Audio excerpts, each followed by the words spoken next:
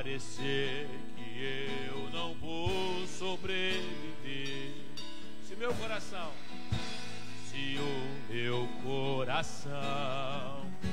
sentir que é o fim, eu vou erguer, eu vou manter meus olhos firmes no Senhor.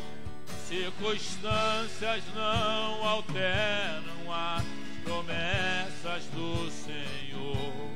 Tudo contribui para o meu bem. Céu e terra vão passar, mas o meu Deus não falhará. Seu amor brilhará, sempre cuidará de mim. Declare: nada temerei, eu sei que não estou sozinho. O Todo-Poderoso é meu amigo. Sua voz acalma o mar, faz milagre acontecer. Posso crer e descansar em Deus. Você tem crido no amor do Senhor? Você tem entendido que muito além de tudo que você está vendo aí, existe um grande amor e que você não precisa temer. Aleluia. Se o mar se agitar e tudo escurecer e parecer que eu não vou sobreviver, se o meu coração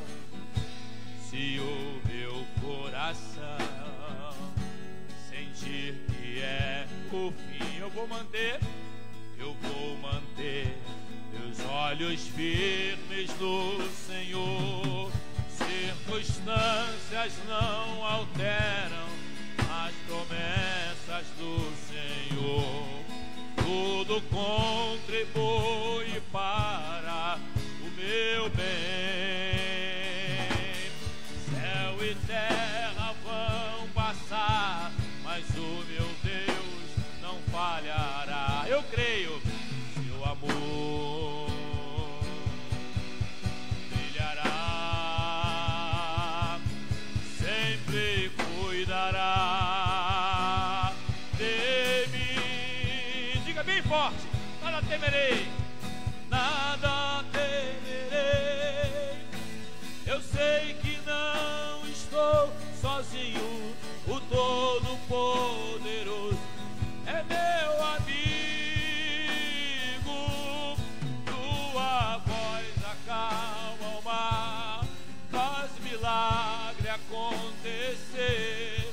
Posso crer e descansar. Eu creio nisso. Nada temerei, nada temerei. Eu sei que não estou sozinho. O Todo-Poderoso é meu amigo. Tua voz acalma o mar, faz milagre acontecer. Posso crer e descansar em Deus.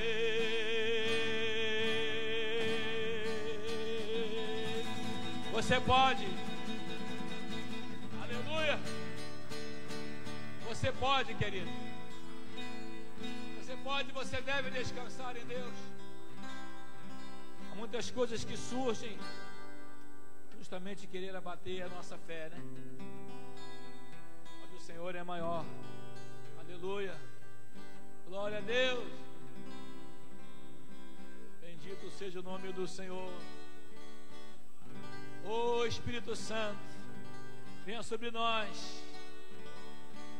Ô Senhor, fortalece a tua igreja, teus filhos, quantos estão agora começando, Senhor, a poder adorar a Ti, a entender que é um momento de adoração.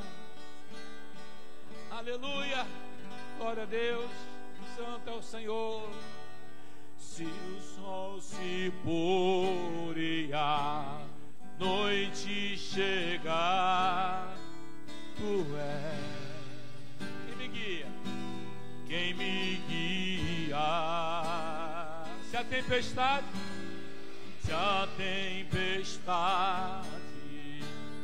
me alcançar, tu és meu abrigo, meu abrigo. Se o mar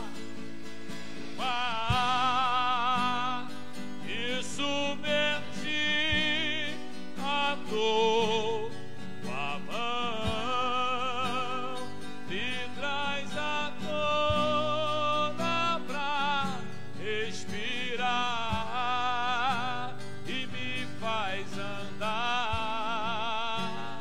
sobre as águas.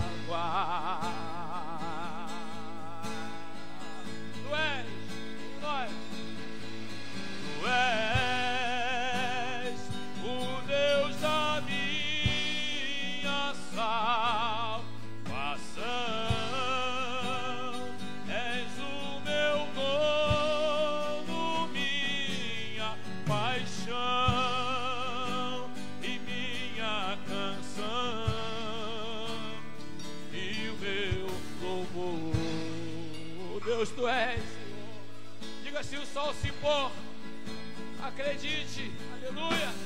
Se o sol se pôr e a noite chegar, tu és quem me guia, quem me guia. Se a tempestade me alcançar, tu és meu abrigo, meu abrigo. Ergue suas mãos e declare: se o mar me submergir, a tua mão me traz a tona pra respirar e me faz andar sobre as águas. Sobre as águas, eu creio, Ele é o nosso Deus, da nossa salvação. Tu és o Deus da minha salvação,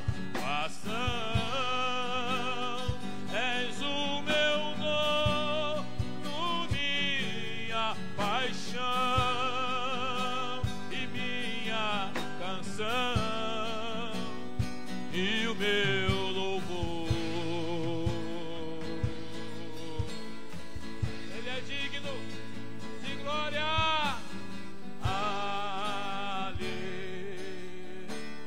Aleluia.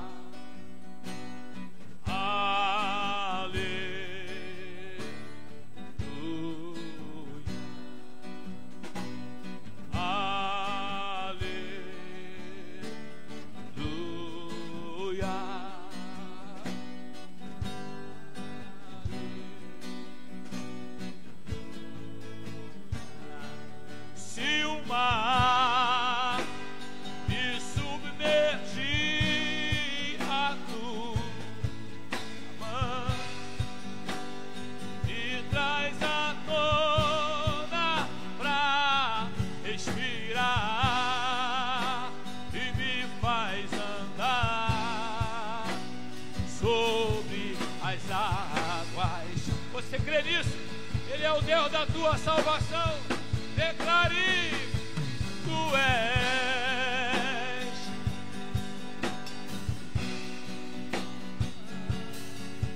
o meu dono, és o meu dono, minha paixão, minha canção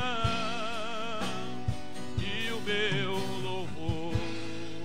Hoje e sempre seja engrandecido o Deus de Israel. Aleluia. Aleluia.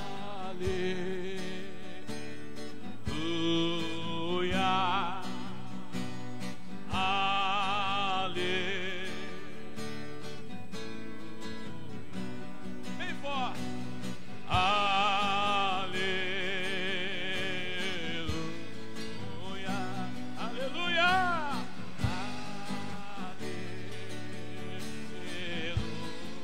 Adore-o, adore-o. Ele está aqui, Ele está aí onde você está.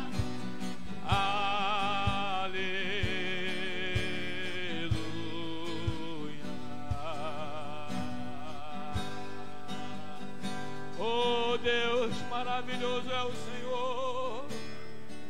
Toda glória é o teu nome, Senhor. Tu és digno. Ele é santo, santo. Oh, maravilhoso Deus. Aleluia. Dê um forte aplauso aí, querido. E adore-o com as suas palmas. Somos livres. Somos livres. Oh, maravilha. Às vezes a gente é meio fraquinho, né? Eu sou meio fraquinho, confesso a vocês. Aí eu começo a adorar, começo a sentir esse algo gostoso na presença de Deus. Daqui a pouco tá chorando. Aí fica difícil. Oh Deus, obrigado, Senhor. Obrigado, Pai. A tua mão poderosa sobre nós. Oh, aleluia. Glória a Deus. Creia nisso, amado. Hoje eu vou tocar nas vestes de Jesus. Hoje eu vou tocar nas vestes de Jesus. Eu sei que Ele vai me curar. Eu sei que Ele vai me libertar.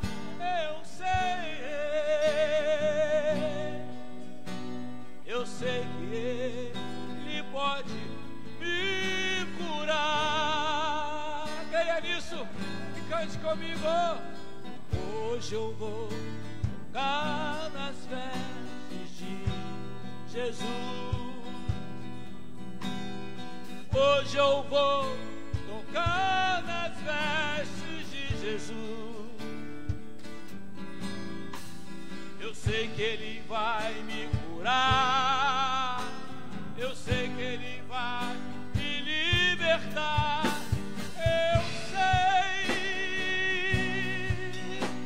Eu sei que Ele pode me curar.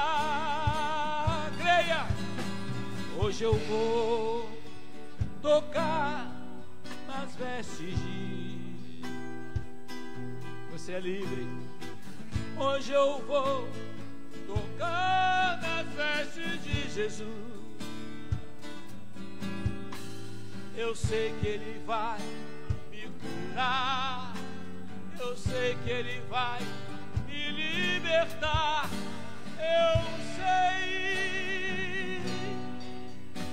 Eu sei que Ele pode me curar.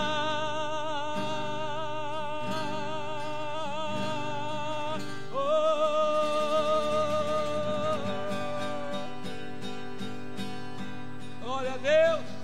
O mesmo, né?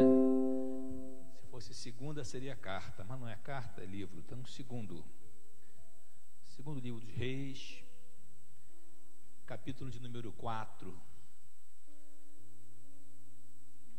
Deus tem nos ajudado. Deus tem te ajudado. Deus tem te sustentado. Somos devedores. Paulo fala isso, né? Somos devedores. Tremendo. Capítulo 4 do segundo livro de Reis tem o seguinte relato.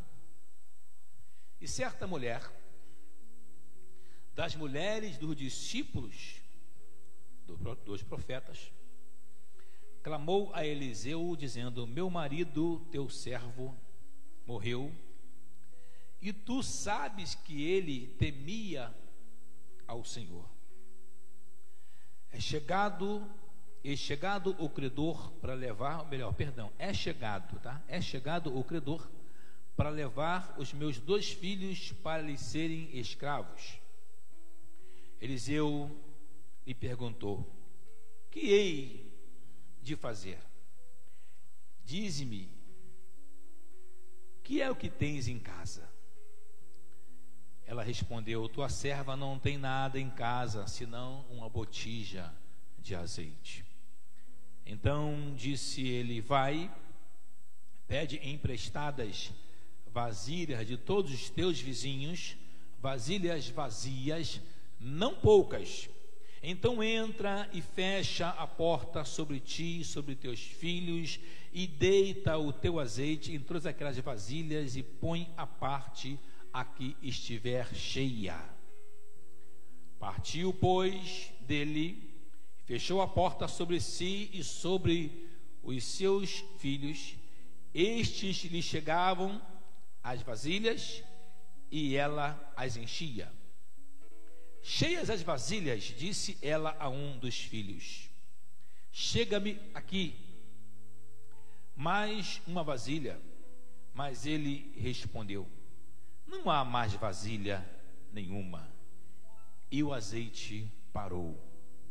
No verso 7, último, então foi ela e fez saber ao homem de Deus. Ele disse: vai, vende o azeite e paga a tua dívida, e tu e teus filhos, e vivei do resto. Obrigado, Senhor. Obrigado por tua palavra, por termos acesso à tua palavra, por sabermos que aqui está muito mais do que um relato, uma história, mas há um grande ensinamento, uma grande edificação para a tua igreja. E nós nos encurvamos diante do Senhor para pedir a tua ajuda, que o teu Espírito Santo coopere conosco, porque precisamos dele. Te pedimos humildemente, Pai, e oramos em nome do Senhor Jesus, em nome de Jesus, amém. Você que está aí no templo, você pode se assentar. Como sempre nós lembramos, né? Ainda vivendo esse período, e por conta disso, muitos têm até estado nos seus lares, alguns impossibilitados de estar conosco, mas eu tenho certeza de que Deus tem também abençoado e enchido também a sua vida, onde quer que você está. Caminho da provisão. Caminho da provisão é o nosso norte nessa noite, né? O que você entende a respeito da provisão? E por que o caminho? A provisão, como muitas palavras, são um tanto mal entendidas, né, interpretadas, porque quando se fala em provisão, a gente já pensa que a gente está sentado em algum lugar, né, ou numa rede de preferência, tomando uma bela água de coco, e todo mundo à nossa volta a prover, o Deus da provisão. Oh, maravilha! Seria bom demais, né? Jeová Jireh é o Deus da provisão, significa provisão. Mas literalmente, ou etimologicamente, dentro do sentido da palavra provisão, que vem do latim providere, né? Você pode fragmentar, né? Separar. O pro normalmente significa aquilo que está à frente, né? Assim como o pré antes, pro é à frente. E o videre vem de visão, vem de olhar, né?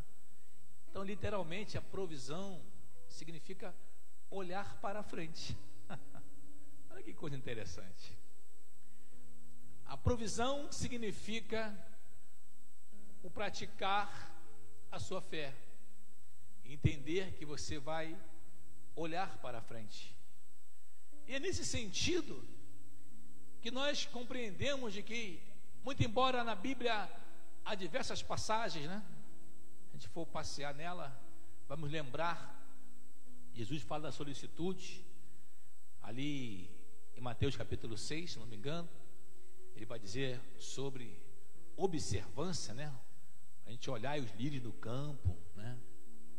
Nem Salomão na sua glória se vestiu como um deles, né? Os pardais que não trabalham, nem ceifam, coisa linda, né? E o Senhor provém. Aí no finalzinho, lá no verso 33, vai dizer: buscai em primeiro lugar, me ajuda aí, o reino de Deus e a sua justiça, e as demais coisas vos serão acrescentadas. Vocês não, mas tem gente por aí que esquece da justiça. Ela fala assim: buscai em primeiro lugar o reino de Deus e as demais coisas serão acrescentadas. E às vezes oculta a palavra justiça. Mas a justiça é inerente, ela está dentro. Muitas vezes a provisão, em muitos momentos, assim como esse que nós lemos aqui, esse relato, ele vai passar também por uma ação natural, uma ação humana. Basta lembrar a multiplicação dos pães e dos peixes. Nós vimos que literalmente procurou-se alguém que pudesse estar participando, e acharam lá o menino, né? 5 pães e 2 peixinhos, e a partir daquilo ali foi feita a multiplicação. Multiplicação, como sempre eu gosto de lembrar, ela depende de algo para se multiplicar. Certamente muitos de nós frequentamos colégio, alguns frequentam ainda, agora por esse tempo nem tanto, né? Mas aprendemos que todo número multiplicado por 0 dá 0. 1 milhão vezes 0 dá 0. 10 milhões vezes 0 dá 0. Então é preciso haver número para que haja a multiplicação. E dentro da multiplicação também nós vemos claramente a provisão. Eliseu, nesse momento, ele vai realizar o seu terceiro milagre. Primeiro milagre, o registro em que ele, quando recebe a capa de Elias, lembra disso? Ele fere as águas do Jordão e ele passa a seco, né? Não é muito mencionada essa passagem, parece até a passagem do Mar Vermelho, mas foi o Rio Jordão, e ele passa a seco, ele fere as águas, ele passa a seco. E logo a seguir, após esse milagre nas águas, ele fará outro milagre nas águas, que é o milagre de purificação. As águas estavam contaminadas, não eram férteis, aquela região, a cidade em que ele estava, após sair da localidade do Rio Jordão, ele vai colocar sal sobre a água, né? Eu fico pensando, talvez em função disso, ou se é algum aí agrônomo que nos vê nessa hora, a gente às vezes tem esse hábito de vai plantar, às vezes eu, por exemplo, plantei recentemente uns coqueiros, né? Alguém falou assim: pastor, coloca sal, porque a água fica boa. Eu não sei se isso é real ou se isso é algum tipo de fábula, mas interessante que Eliseu colocou sal. Ele coloca sal na água e a água fica purificada. O crente já, quando vê o sal, já tem uma outra visão, já pensa no conserto. Sal simbolizando o pacto, né? O sacrifício tinha que ser salgado. Nós somos o sal da terra. Enfim, e agora o profeta Eliseu, que foi preparado e via certamente os muitos milagres que o seu antecessor Elias fazia, ele vai se deparar numa situação, queridos, muito semelhante a que Elias viveu. E alguns de nós até confundem. Nesse dia, hoje mesmo eu estava observando, e eu gosto de estar assim, confirmando naquilo que nós estudamos, meditamos. E alguém colocou na rede social, no YouTube lá, colocou: gente, o Eliseu, ele multiplicou o azeite da viúva de Sarepta. Eu falei: opa, está lá bem grande na tela, não é, velho? A viúva de Sarepta foi Elias.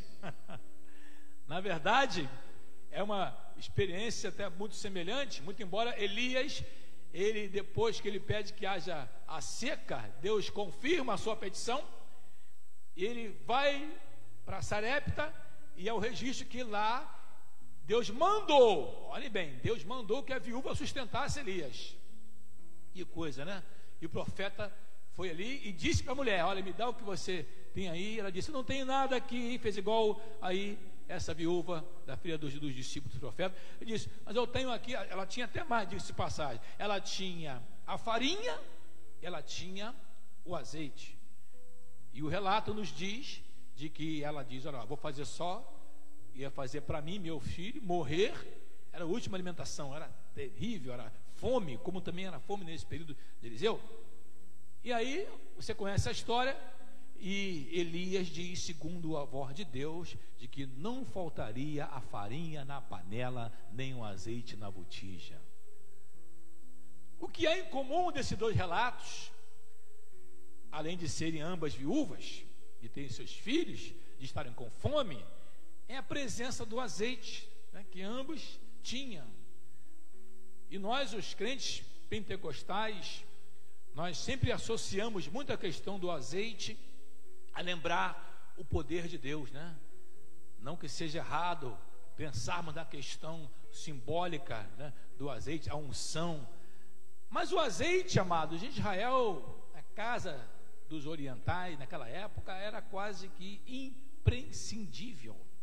Para você ter uma ideia, desde ações terapêuticas até lubrificantes, né, era utilizado, também era utilizado para a iluminação, né, porque não tinha querosene. Como nós sabemos, o querosene surgiu do petróleo, né, uma invenção recente, no século anterior. Então, usava-se que o azeite era utilizado. E esse relato, ele começa exatamente no momento em que alguém entende que poderia reivindicar ou mudar a sua história. Como assim, pastor? Por quê? Porque essa viúva, vejam bem, queridos, olha a situação dessa mulher. Essa viúva, o seu esposo não era ainda chamado profeta, mas há o registro que diz que era discípulo, um dos discípulos dos profetas. E mais ainda, Eliseu certamente o conheceram. Por que eu digo isso? Porque ela usa a expressão a segunda pessoa, o singular. Ela diz muitas vezes que ela fala assim, ó, ela clama a Eliseu, diz: meu marido, teu servo, morreu. Muito bem. Ela continua: e tu sabes que ele temia o Senhor, e chegado o credor para levar os meus 2 filhos para que fossem de escravos, para que pudessem compensar a dívida contraída. Eu faço uma ressalva aqui, embora muitos dizem de que essa dívida foi daquele discípulo do profeta, o que poderia até ser, mas não por esse versículo a gente pode entender, porque poderia perfeitamente, após a sua morte, e ela, obviamente, viúva, 2 filhos, se fosse criança, e raramente viúva naquela época tinha algum ganho, não podia como trabalhar, e talvez tenha contraído, ou pode ser até que contraiu essa dívida, ou o marido tenha contraído, mas não podemos afirmar. Mas o que nos chama a atenção, mediante esse episódio, é que ela está, queridos, utilizando um argumento que a gente começa a entrar exatamente na linha proposta a esse tema, que é o quê? O caminho da provisão. Eu não tenho dúvida de que Deus pode agir de diversas formas, de diversas maneiras. Deus não está limitado à maneira como eu acho que deve agir, ou na forma em que eu imagino que deva acontecer. Não exatamente segundo a minha petição, não exatamente segundo aquilo que eu entendo que haverá de vir a provisão. Mas através desse relato nós entendemos E vemos que assim como, olhe bem, aconteceu com Elias, e aí eu volto lá, na viúva de Sarepta, não confunda com essa viúva aqui, porque aquela mulher, ela foi, na verdade, quase confrontada com o profeta Elias, quando disse para ela o seguinte: olha, o que a senhora tem aí, o que tens, faz para mim, é para mim, depois que fizer para mim, não vai faltar. Ela obedece a Elias, ela honra o profeta Elias, e ela tem uma promessa. Devo entender? Ela tem uma promessa. Qual é a promessa? Não vai faltar. A farinha da panela não vai faltar, nem o azeite da botija.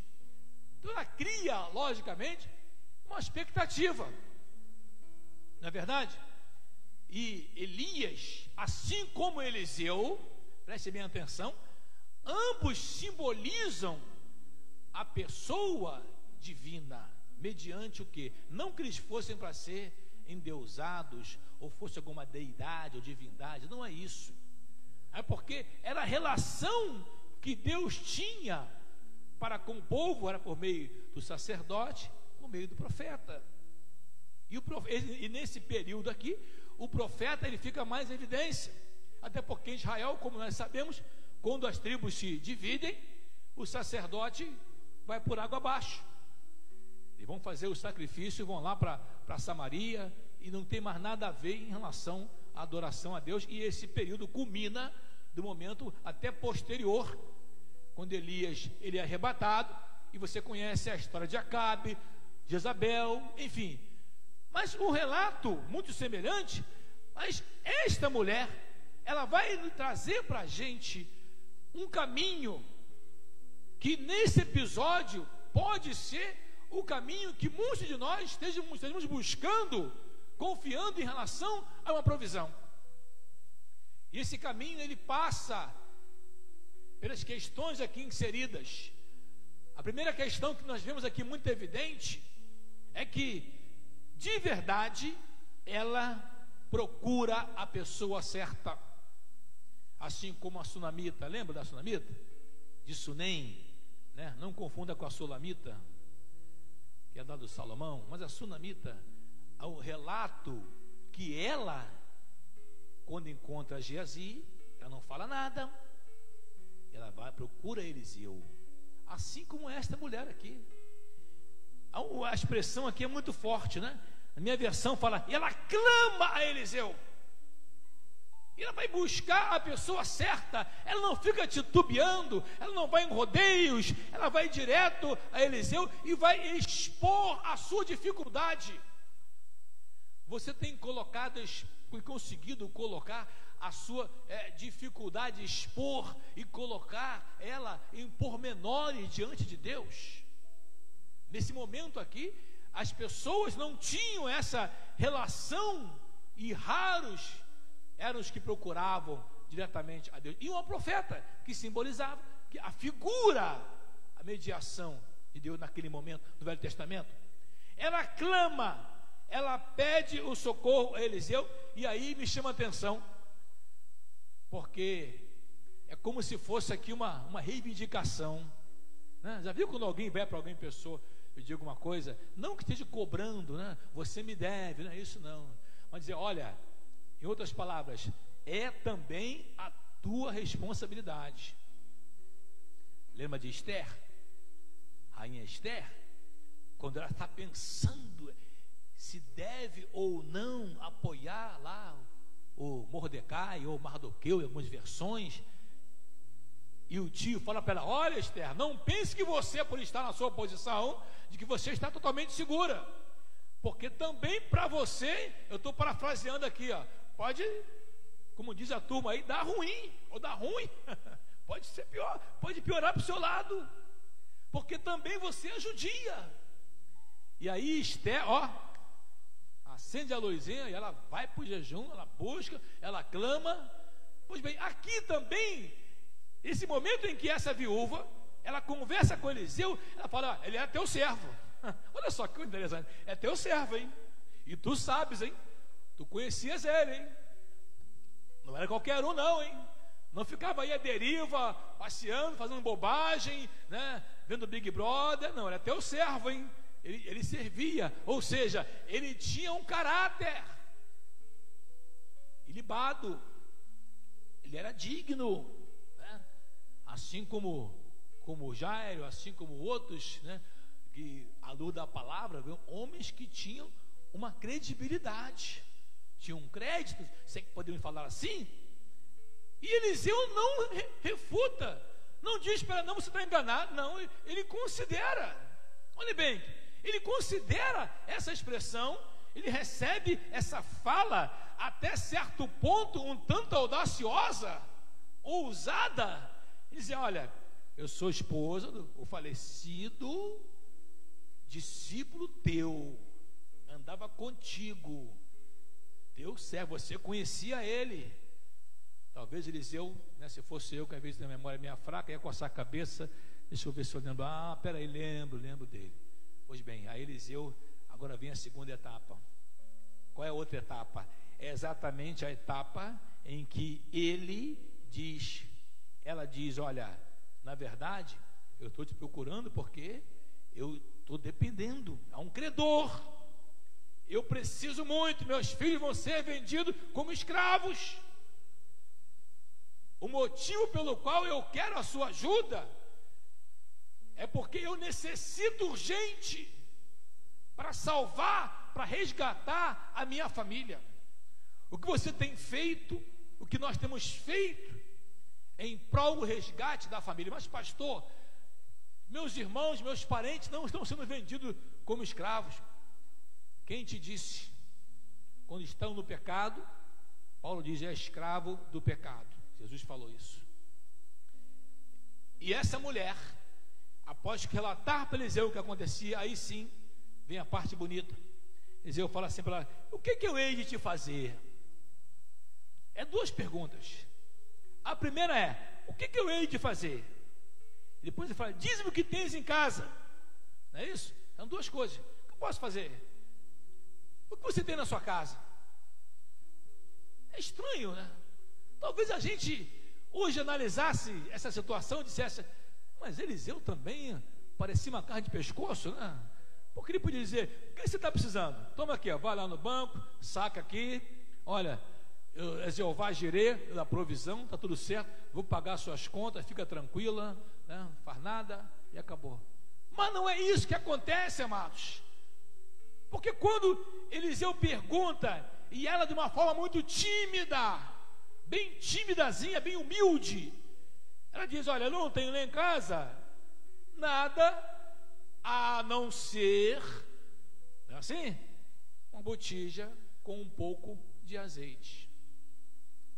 Ela foi sincera, ela foi direta, ela não ocultou. Algumas pessoas falam assim, que ela não teve fé, porque ela disse que não tinha nada. Mas gente, espera a conclusão da frase: eu não tenho nada senão, a não ser uma botija com pouca quantidade de azeite. Você percebe de que o profeta Eliseu, e aí eu vejo usado por Deus, vai trazer para ela, sem que haja qualquer tipo de promessa, porque há pessoas que só andam por promessa. Mas fulano prometeu, né? Deus promete, quem tem promessa não morre. Aí a promessa aqui, a promessa, ela não consegue entender de que a maior promessa está aqui na palavra de Deus. Eis que eu estou convosco todos os dias, até a consumação dos séculos. Essa é a maior promessa. A promessa está aqui. Como é que eu vou saber se Deus está comigo? Primeiramente porque você o ama, você teme a Ele e você busca Ele. Segundo lugar, porque você, como pregamos no domingo, né? Conhece a Deus, conhece o amor, conhece a misericórdia de Deus, e sabe que Ele é o maior interessado. Guarde bem isso, amados. Ele é o maior interessado para que haja a provisão, seja qual for a área, na sua casa, na sua família, na sua vida. Mas Senhor, parece que comigo nada dá certo. parece que todo mundo consegue, eu não. Você tem andado no caminho da provisão? Tem entendido isso? Tem entendido esse clamor que essa mulher faz? A súplica de buscar a pessoa certa, a questão de colocar e entender, e apresentar a Deus também a sua posição. Ah, pastor, eu não faço nada, não sou como os filhos aquele discípulo dos profetas, eu não tenho virtude alguma. E aí começa a apontar Jesus: Pai, em nome de Jesus, tem misericórdia de mim, faz igual Bartimeu. Não tinha o que fazer, não tinha argumento, não tinha nada. Quando não tem nada, quando não faz nada, quando está tudo errado, ainda assim a misericórdia de Deus abraça. As pessoas olham, muitos que estão aí fora, que estão nos vendo nessa hora, e às vezes estão longe de Deus. Eu gosto de citar o que o Senhor falou para Ezequiel. Ele disse: olha, Deus não tem prazer na morte do ímpio. Viu? Deus não tem prazer. Mas e do justo? Bom, Salmo 116 diz que é precioso aos olhos do Senhor, né? A morte dos seus santos. E aí ficou complicado, né? O justo é precioso, é agradável, não? O ímpio não tem prazer. Por quê? Porque o ímpio está sem salvação. Se você não recebeu Jesus ainda no seu coração como Senhor e Salvador da sua vida, Deus não tem prazer. Agora, se acontecer, é porque você procurou ou deixou que o mal entrasse na sua casa, no seu coração, na sua vida. É diferente. Mas Deus não tem prazer, porque Ele quer que todos, né, se salvem. Que não há salvação em outro nome além de Jesus. Essa viúva, ela clama a Eliseu. Essa viúva, ela compreende e traz as suas questões. Essa viúva, ela relata toda a postura daquele seu marido, né, do falecido. Ela, sinceramente, ela apresenta a Eliseu aquilo que ela tinha. E o que ela tinha? Ela tinha pouca quantidade, pouquíssima quantidade de azeite, de maneira que seus filhos iam certamente passarem a pertencer ao credor. Era um direito que ele tinha, não havia como pagar a dívida, e aí ia passar para o credor. Agora você começa a perceber como Deus age, queridos, como Deus age. Porque no momento em que Eliseu a ouve e espera que ela sinceramente declare o que ela tem, o profeta manda que ela faça outra coisa absurda. O que você faria se Deus falasse com você assim, uma época de dificuldade, de fome no mundo inteiro, ou no país, ou no lugar onde você está, ou na cidade? Olha, sai por aí e arruma um montão de vasilha emprestado. Em primeiro lugar, o que queria acontecer? Muitas pessoas vão pensar que você está louco, aí vender vasilha, embora emprestado, tem que devolver, né? Muitos não vão entender nada. Onde é que ele vai conseguir as coisas? Vasilha emprestada. E está meio estranho. E outros podem ser até que pensariam o seguinte: que pessoa folgada. Olha que coisa interessante. Além dessa questão de ela ter um pouquinho de azeite, ela teria que ter uma pessoa carismática. Será que se você fosse da sua vizinhança e pedisse vasilha a todo o seu vizinho, todo mundo ia te emprestar? É interessante, né? Será? É que você conseguiria um volume bom de vasilhas? Fala para mim. Será que a vizinhança tem esse carisma? Você é benquista, faz um bom relacionamento onde você mora. Você é uma pessoa querida, você é uma pessoa que abençoa, que é prestador de serviço ou prestadora, porque é o dano que se recebe. Se a pessoa nunca abençoou ninguém, nunca deu um bom dia para o vizinho, nunca teve um bom relacionamento com as pessoas à sua volta, quando Deus mandar procurar vasilha, você vai ter que comprar, me desculpe. Você não tem não dá não. Chegar para Eliseu, desculpa aí, eu fui em 10, só consegui uma bacia, muito mal e está furada. Porque as pessoas não dão a credibilidade devida, devido em função também da sua relação. E essa mulher, ela consegue uma quantidade boa. E Eliseu fala assim, ó, procura vasilha, não poucas. Você está entendendo uma coisa que eu estou percebendo aqui nesse texto? Me desculpe, me mostra aqui aonde que Eliseu fala que ela vai ser abençoada. Não há um registro que ele fala, vou te mandar fazer uma coisa muito doida, muito sobrenatural, muito estranha, muito atípica, anormal, sai por aí, pega a vasilha, que você vai ser abençoada. Ele não faz isso. O que aquela mulher apresenta, além de compreender de que o profeta poderia ser usado por Deus, assim como Jesus, ele é a bênção de Deus para a nossa vida, no sentido de que possa te ajudar e vai clamar, ela se submete completamente. Deu para entender, queridos? Às vezes há pessoas que não recebem porque não submetem-se, não se adequam, não descem, não se humilham, não têm humildade. Ele não deu dinheiro para a mulher comprar vasilha, não. Ele mandou sair pela vizinhança para pegar emprestado. Me lembrei lá na época de Israel. Lembra quando o povo de Deus, os hebreus na época, né? Eles saem lá do Egito, após ali a última praga. Deus mandou que os hebreus pedissem, fossem nas casas e pedissem, né, aos egípcios que dessem também a eles utensílio. Embora que ali eu vejo como sendo aqui, vai embora logo, leva logo tudo, não quero nem saber de vocês. Mas o fato é que também Deus usa a mesma situação. Ele não fala, vai lá e arranca tudo deles. Você tem direito, você é filho do rei, você é filha do rei, tudo é teu pai é dono do mundo. Ei, vai lá e pede emprestado. Se te der, tudo bem, se não te der. E quando ela pede emprestado as vasilhas, eu imagino a cena, seus filhos, né? Tinha 2 filhos, olha só, queridos, os filhos vão ajudando.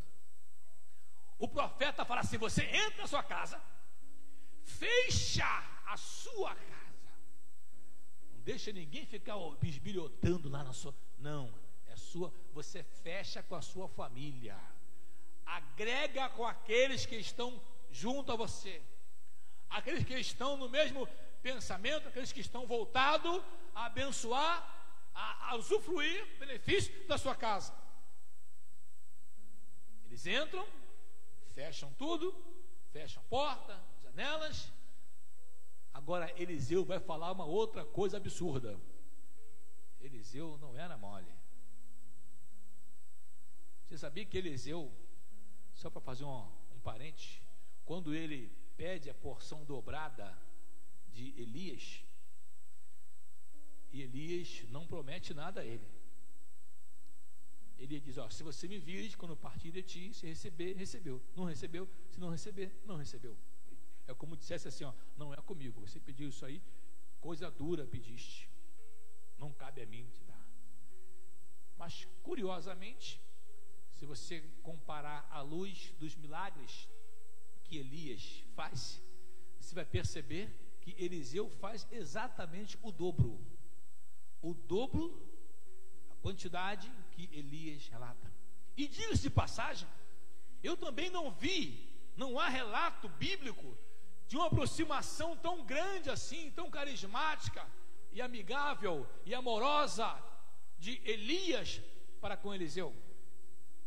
Basta você ver no momento em que, no dia em que Elias é arrebatado, por 3 vezes, Elias manda que Eliseu não acompanhe.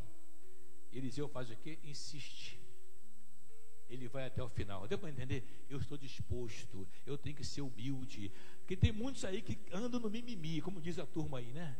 A geração Nutella, né? Ou seja, as pessoas, ela quer que tudo seja agradável.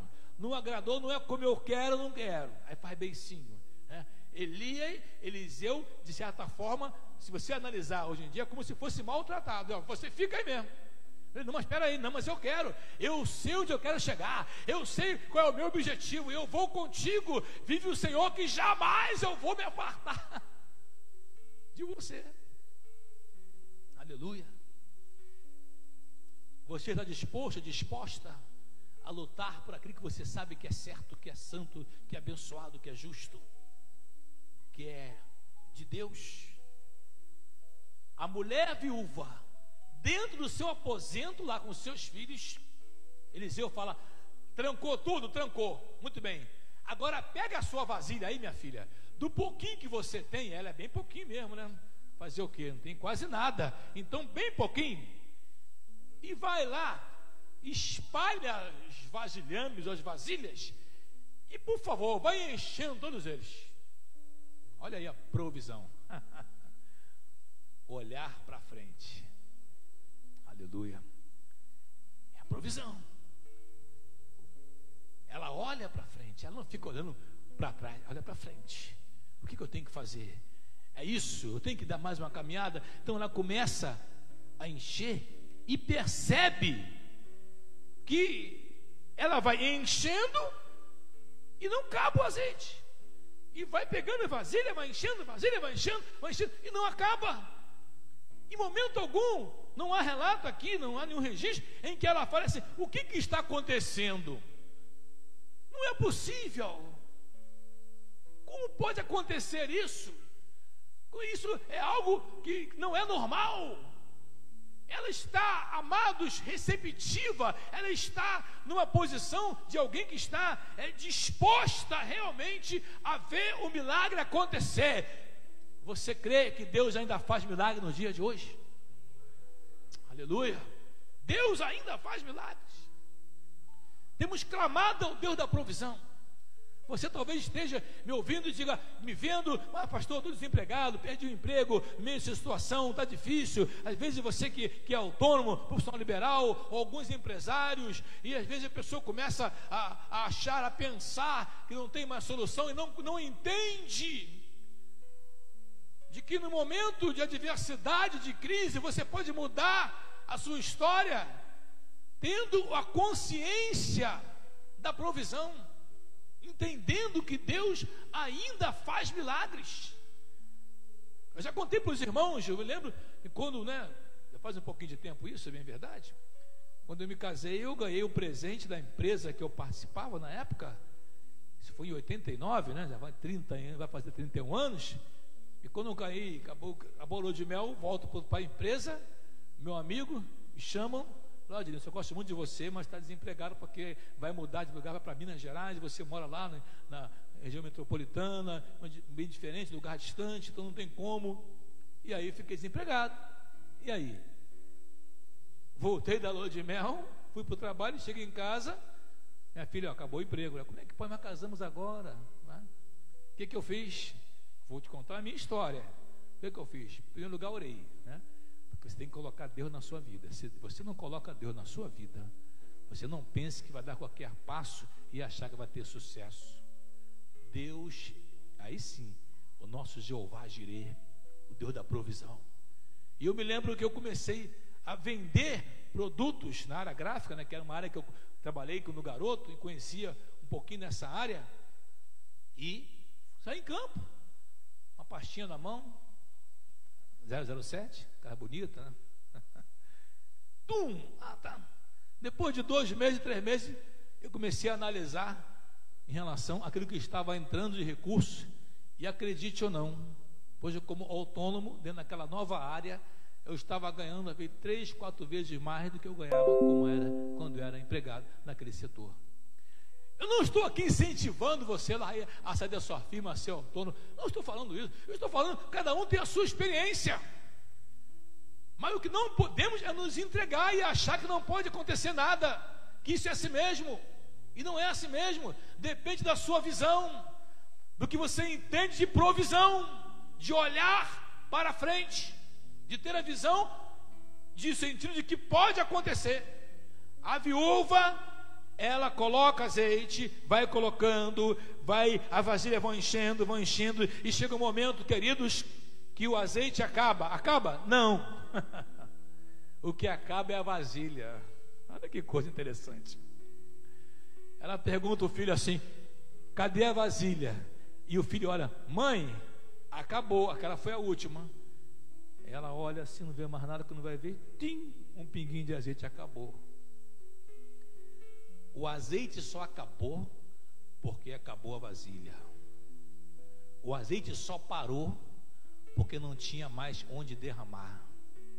Deu para entender? Aí tem um sentido assim muito interessante, né? A gente poder interpretar. O natural, humano, claro, tem que ter o vasilhame, mas também no âmbito espiritual. Se não tiver vasilhames vazios, destituídos de sentimentos ruins, se não estiver vasilhames abertos, dispostos, o azeite não vem. Se não estiver completamente destituído de qualquer tipo, ou seja, às vezes um argumento, ou o pecado carregando, e ela precisa descer, se esvaziar. Deu para entender? A pessoa precisa se esvaziar. Filipenses capítulo 2, Jesus se esvaziou.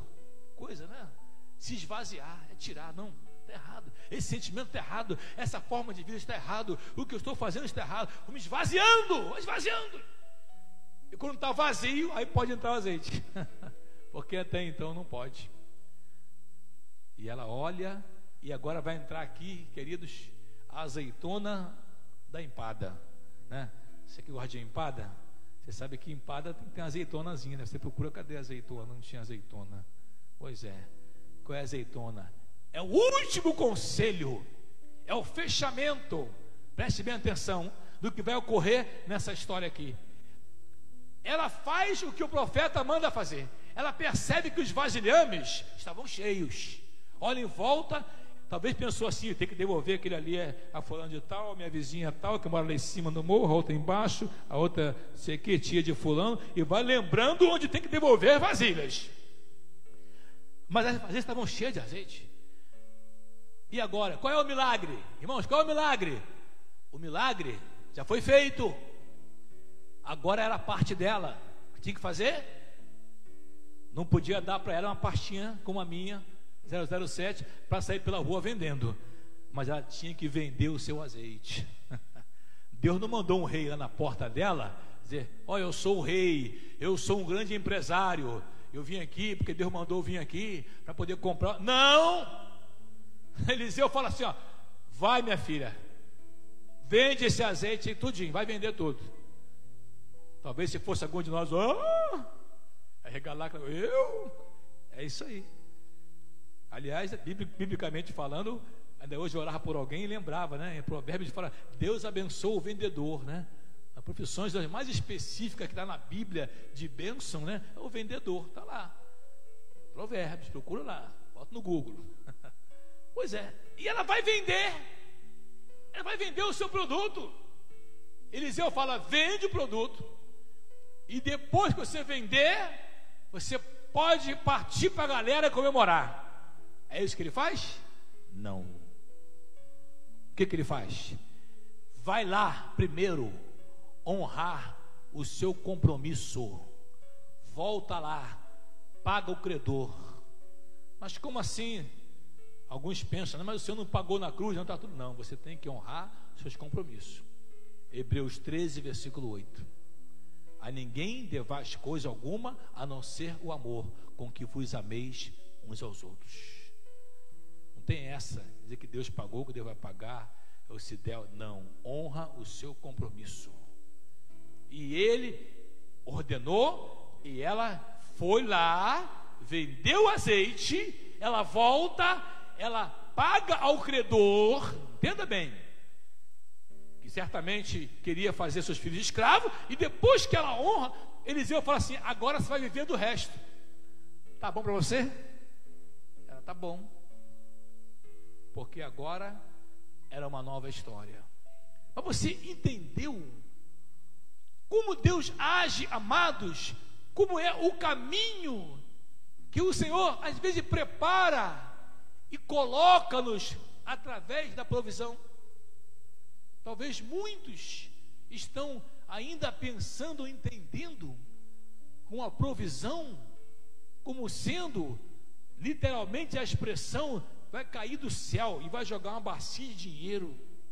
Ah, Deus é Deus da provisão, Ele vai fazer. Queridos, Deus pode fazer, mas à luz da palavra você vê claramente o Senhor abençoando, fazendo milagres e colocando aos homens para que participem, para que não sejam preguiçosos nem folgados, tá certo? Mas que tenham também as suas ações para concluir os seus projetos, para concluir os seus planos.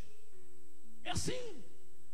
Senhor, dá-me graça, inteligência, capacidade, sabedoria, para que eu seja aprovado, para que eu consiga um trabalho, para que eu faça isso, enfim, para poder desenvolver a sua vida.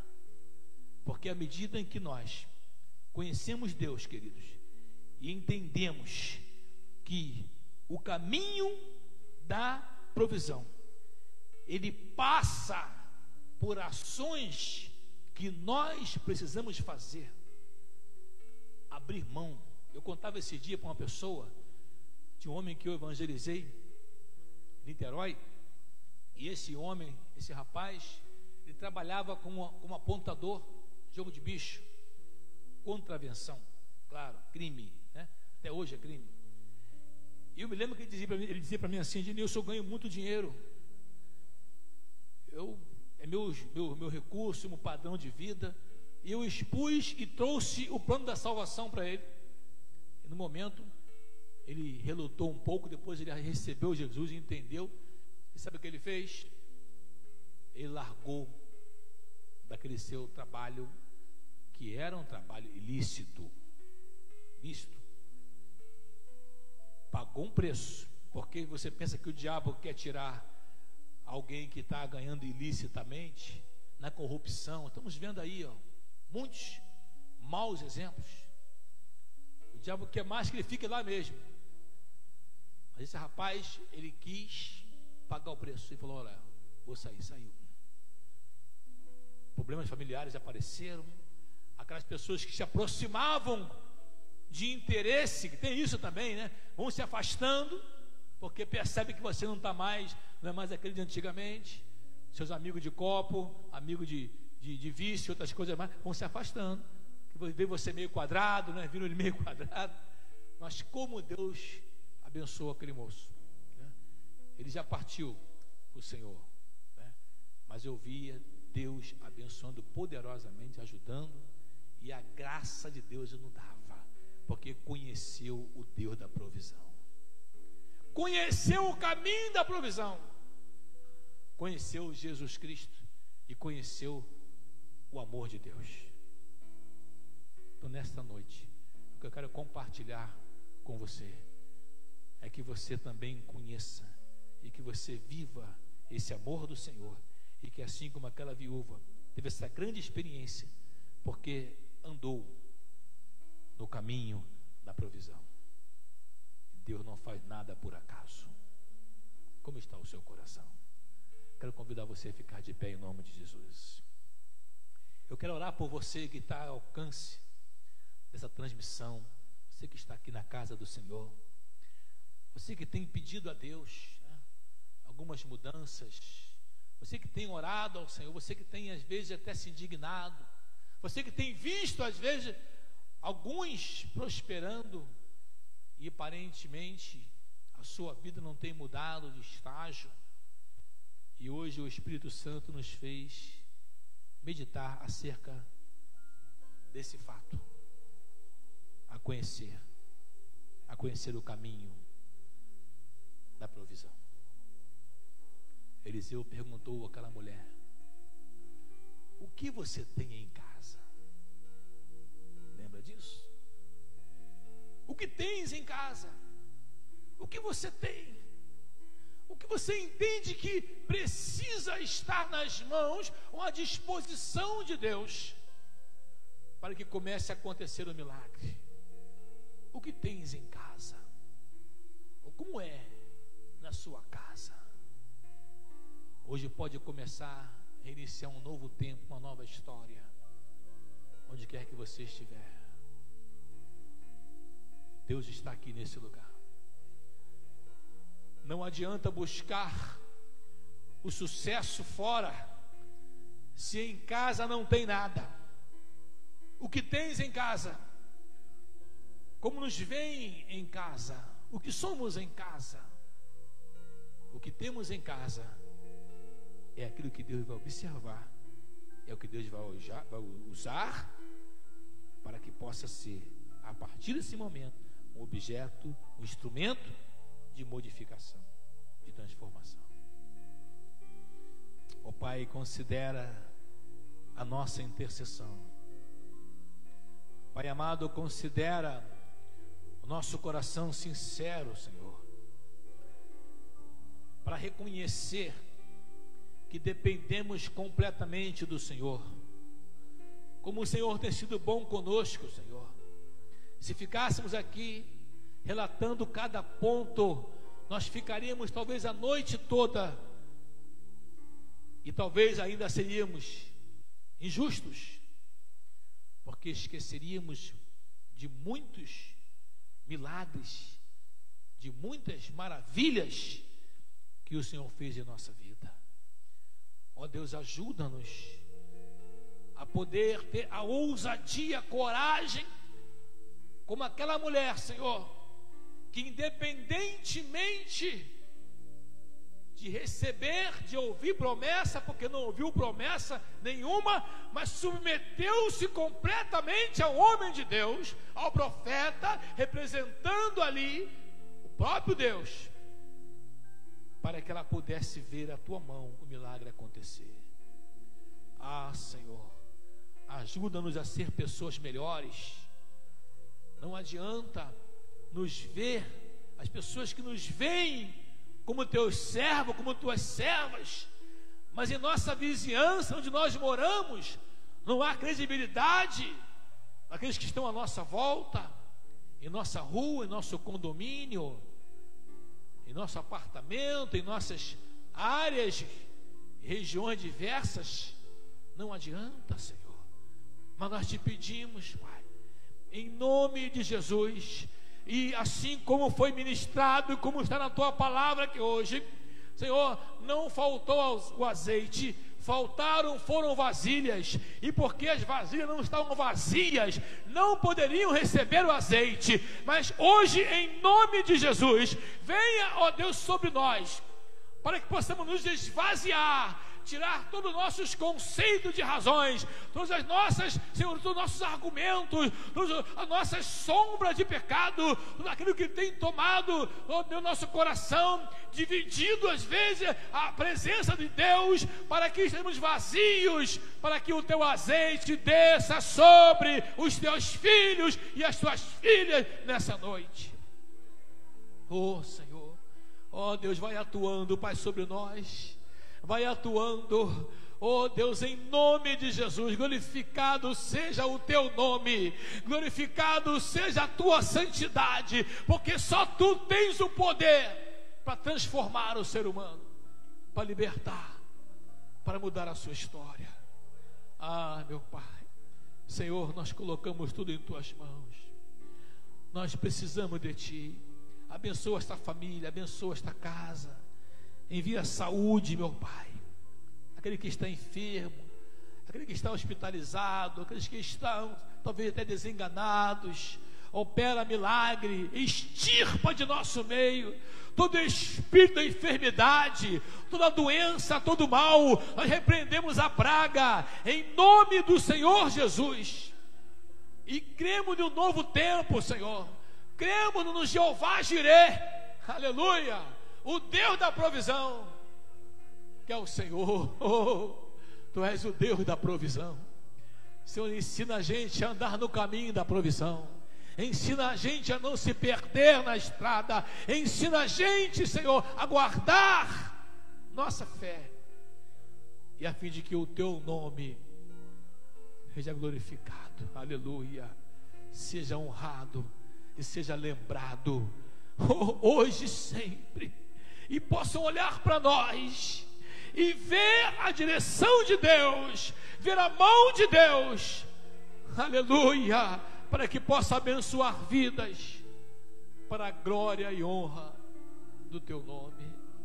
Oh Pai, em nome de Jesus, você que está aqui nessa noite, ou você que se encontra em casa, onde você estiver, você está sendo agora encorajado a poder tomar a sua decisão e a dizer: Senhor, eu me achego a Ti, eu quero agora entrar no caminho da provisão, eu quero olhar para frente, eu quero caminhar, eu quero seguir a Cristo Jesus, olhando para Jesus, autor e consumador da nossa fé. Às vezes eu me perdi um pouco, às vezes, Senhor, nós não construímos muitas pontes, às vezes não conseguiríamos nem vasilhas emprestadas, porque nosso testemunho é ruim, mas a partir de hoje, muda a minha história e recebe, guia meus passos, limpa meu coração. E você que está afastado, diga: Senhor, eu preciso, onde você está, eu preciso, me ajuda, Senhor. Oh Deus, me ajuda. Quantas coisas boas o Senhor fez na minha vida, e eu não posso me esquecer de quantos momentos maravilhosos. A tua palavra diz: que adianta o homem ganhar o mundo inteiro e perder a sua salvação?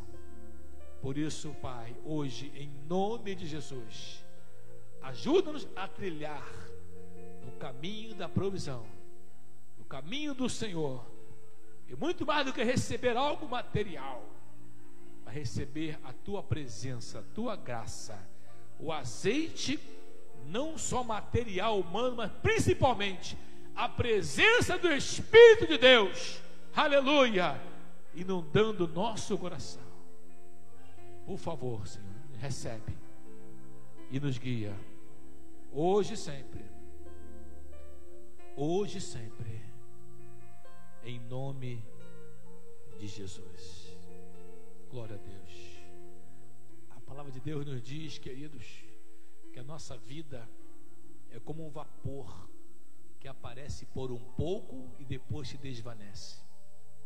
Então, o tempo é curto, e já que você tem tempo curto, aproveita a oportunidade, porque não sabe se voltará a ter outra oportunidade. Deus te abençoe.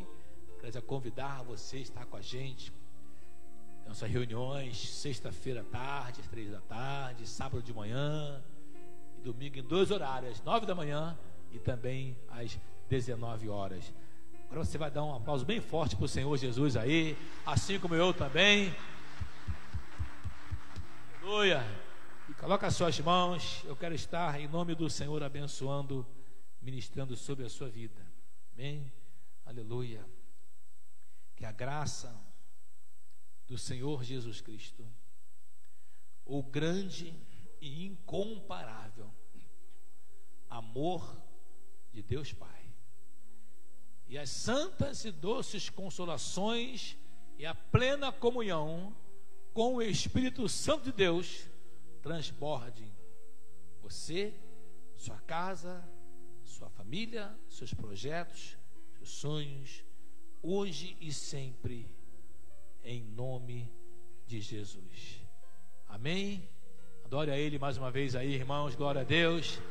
Deus te abençoe. Obrigado aí, o pessoal da técnica aí, a mídia, pessoal do som, obrigado aí, Manu, obrigado aí a todos os músicos. Deus abençoe. Obrigado pelas suas orações também.